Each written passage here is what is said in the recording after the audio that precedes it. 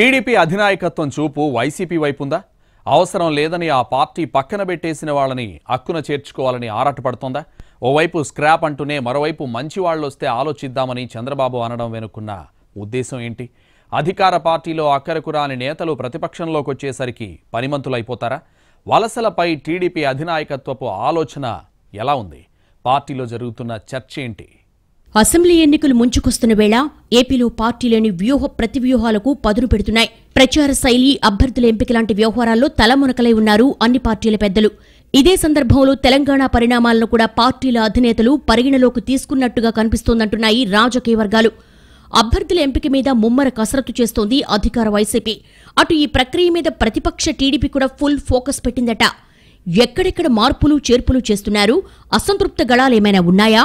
అసలు వైసీపీలో ఏం జరుగుతోంది అన్న కోణంలో వివిధ మార్గాల్లో ఆరా తీస్తోందట టీడీపీ. ఏపీ రాజకీయ వర్గాల్లో ఇప్పుడు ఇదే హాట్ టాపిక్ అయింది. పక్కింట్లో ఏం జరిగితే వాళ్ళకెందుకు, ఆ పరిణామాలపై ఎందుకంత ఆసక్తి అన్న ప్రశ్నలొస్తున్నాయి. అదే సమయంలో వైసీపీలో టికెట్ దక్కని కొందరినైతే టీడీపీలోకి తీసుకుంటారా అన్న చర్చ తాజాగా మొదలైంది. అందుకు తగ్గట్లే చంద్రబాబు మాటలు కూడా ఉన్నాయని విశ్లేషిస్తున్నారు పరిశీలకులు.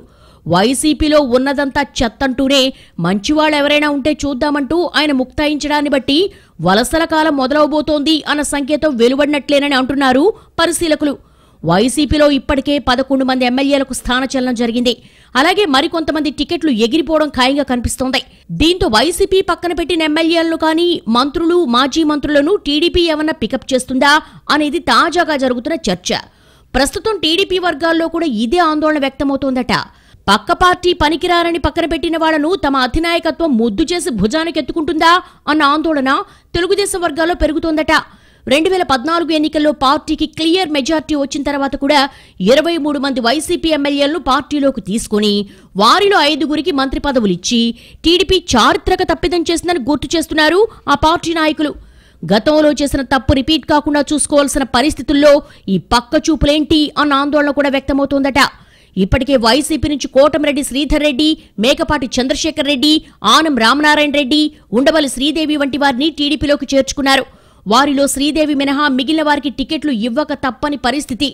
ఇలా వైసీపీ నుంచి వచ్చిన వారికి టికెట్లు కేటాయిస్తూ ఆ పార్టీ పక్కన పెట్టిన వారిని చేర్చుకుంటే ఇన్నేళ్లు పార్టీ కోసం కష్టపడ్డ తమ సంగతేంటని ఆవేదన వ్యక్తం చేస్తున్నారట టీడీపీ నేతలు. అయితే గతానికి పూర్తి భిన్నంగా టీడీపీ అధినాయకత్వం ఆలోచిస్తోందన్న మరో వాదన కూడా పార్టీలో ఉంది. నెల్లూరు జిల్లా నాయకుల విషయాన్ని తీసుకుంటే వాళ్ళు వైసీపీలో ఉన్న టికెట్లొచ్చి ఉండేవని, పైగా జిల్లాల్లో టీడీపీకి నాయకత్వ కొరత ఉందని అంటున్నారు. కానీ మిగతా చోట్ల ఆ పరిస్థితి ఉండకపోవచ్చన్నది మెజార్టీ టీడీపీ నేతల అభిప్రాయంగా తెలిసిందే. గతంలో 23 మంది విషయంలో జరిగిన తప్పును పార్టీ ముఖ్యులు గుర్తించారని, మరోసారి ఆ తప్పు చేయకపోవచ్చని అంటున్నారట. కొత్త నేతలు అందొస్తున్న సమయంలో పక్క పార్టీ స్క్రాప్ అని వదిలేసిన వాళ్ల గురించి పట్టించుకోవాల్సిన అవసరమే లేదని, ఆ విషయంలో అధినాయకత్వం కూడా క్లారిటీగా ఉందన్నది టీడీపీలోని మరో వర్గం వాదన. ఇలా ఎవరేం చెప్తున్నా గతానికి ఇప్పటికీ పార్టీ అధినాయకత్వం తీరులో మార్పు కనిపిస్తున్నా పాత అనుభవాల దృష్ట్యా పరిణామాలు ఎట్నుంచి ఎటు దారితీస్తాయోనని గుబులుగా ఉన్నాయట టీడీపీ శ్రేణులు.